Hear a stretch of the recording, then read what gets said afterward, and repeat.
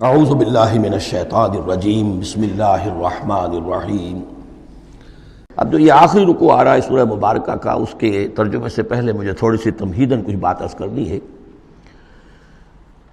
یہ جو ایک دعوت رجوع القرآن کی ایک تحریک ہم نے شروع کی، اور الحمدللہ کہ میں اس میں اپنی زندگی کے لگ بھگ 35 برس اب صرف کر چکا ہوں، اور اسی کے پھر کوکھ سے تنظیم اسلامی اور تحریک خلافت نے جنم لیا ہے۔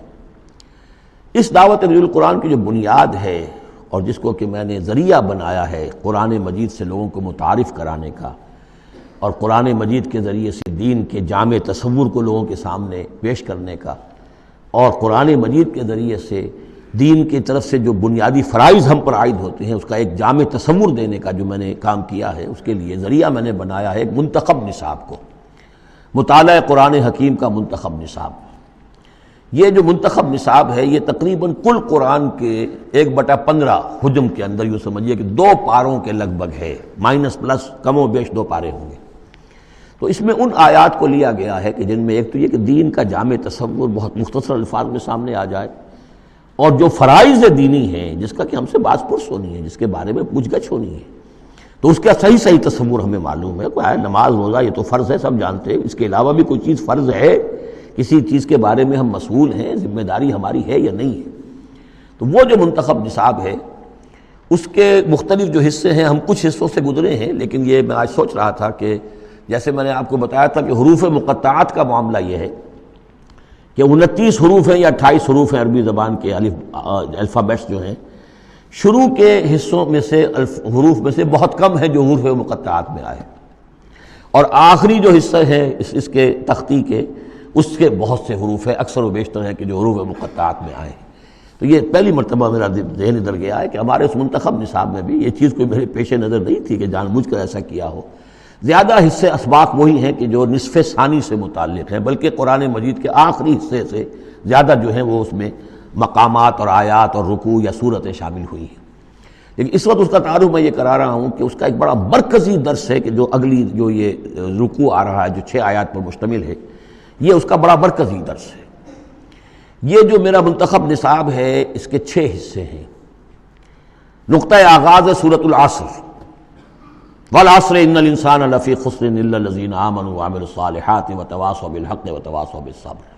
مختصر ترین صورت، جامع ترین صورت، کہ انسان کی نجات کے یہ 4 لوازم ہیں: ایمان، عمل صالح، تواصی بالحق، تواصی بالصبر۔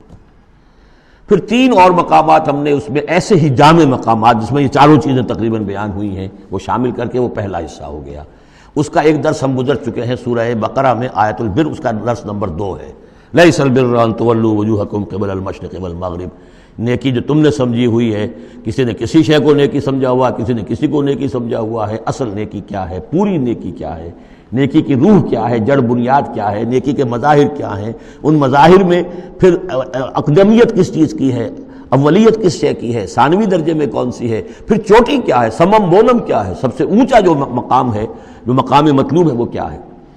اسی طریقے سے پھر اس کا دوسرا حصہ جو ہے اس منتخب نصاب کا، اس میں کچھ ایمان سے متعلق مباحث ہیں۔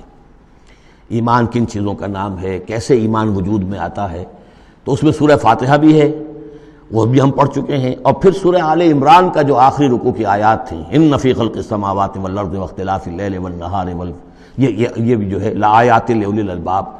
پھر یہ کہ ایک اور سبق اس کا وہ ہے جو اگلی جو صورت آج ہی ہم پڑھیں گے انشاءاللہ، سورہ نور کا جو 5واں رکوع ہے، وہ بھی اس کا ایک سبق ہے۔ آج کے ہمارے اس حصے میں اصل میں 3 اسباق آ رہے ہیں کہ جو اس منتخب نصاب کے، اسی لیے میں نے مناسب سمجھا کہ اس منتخب نصاب کا آپ سے تعارف کرا دوں۔ پھر یہ تیسرا حصہ اس کا جو ہے وہ اعمال صالحہ، عمل صالح کی تفصیل کیا ہے، انفرادی سطح پر کیا عمل ہونا چاہیے، اجتماعی سطح پر کیا ہونا چاہیے، معاشرتی سطح پہ کیسے ہونا چاہیے، ریاستی سطح پر کیا ہونا چاہیے۔ تو اس میں خاص طور پہ معاشرتی سطح سے متعلق وہ سورہ بنی اسرائیل کے 2 رکوع ہم پڑھ چکے ہیں جو 15ویں پارے میں آئے، سورہ بنی اسرائیل میں 3 اور 4 رکوع، جو میں نے عرض کیا تھا کہ یہ 10 کمانڈمنٹس جو ہیں تورات کے، وہ گیا کہ ان کی یہ تعبیر ہے، قرآن مجید کی تشریح یہ ہے ان کی۔ تو اس طریقے سے یہ درس جو ہمارا وہ چلتا ہوا، پھر آخر تک اب جو حصے آئیں گے میں بر وقت آپ کو بتاتا جاؤں گا، لیکن یہ درس جو ہے یہ بھی در حقیقت اس کے تیسرے حصے کا آخری یا چوتھے حصے کا پہلا درس ہے، بالکل مرکزی جگہ، 3 حصے ادھر 3 حصے ادھر۔ یہ اس اعتبار سے جامع ترین مقام ہے قرآن کا کہ قرآن کی دعوت کو دو حصوں میں تقسیم کر کے بیان کیا گیا۔ ایک قرآن کی دعوت عمومی ہے، ہر انسان، کل نوع بشر کے لیے، اس لیے کہ حضور کی بعثت تمام انسانوں کے لیے ہے۔ ہر انسان کسے باشد، چاہے شمال کا ہو، جنوب کا ہو، مشرق کا ہو، مغرب کا ہو، کالا ہو، گورا ہو، پیلا ہو، نیلا ہو، کوئی ہو، سب کے لیے کیا دعوت ہے قرآن کی؟ قرآن کیا کہتا ہے؟ کوئی ہے یا نہیں؟ پہلے درجے میں تو دعوت عمومی الی کافۃ الناس، دوسرے درجے میں دعوت خصوصی، یہ کن کے لیے ہے؟ جو ماننے کا اعلان کرے۔ پہلی دعوت دعوت ایمان ہے، مانو اللہ کو، مانو رسول کو، مانو آخرت کو، مانو بعث بعد الموت کو، مانو جنت کو، مانو دوزخ کو، یہ ہے عام۔ جو یہ مانتے ہی نہیں، اب ان سے کوئی اور کلام نہیں، ان سے ہم کیسے کہیں گے نماز پڑھو اور روزہ رکھو؟ وہ اللہ کو نہیں مانتے، قرآن کو نہیں مانتے، نبی کو نہیں مانتے۔ تو دعوت ایمان ہے دعوت عام قرآن مجید، اور پھر جو ایمان کا دعویٰ کریں اب ان سے خطاب ہے کہ اب جگر تھام کے بیٹھو، میری باری آئی، جب تم نے مان لیا ہے تو ماننے کا یہ تقاضا پورا کرنا پڑے گا۔ اب وہ دعوت عمل ہوگی، یہ کرو اور یہ کرو اور یہ کرو اور یہ کرو۔ تو دعوت ایمان یہاں پر اور پھر دعوت عمل، ان کو علیحدہ علیحدہ سے جو ہے اللہ تعالیٰ نے ان 6 آیات کے اندر بیان کر دیا۔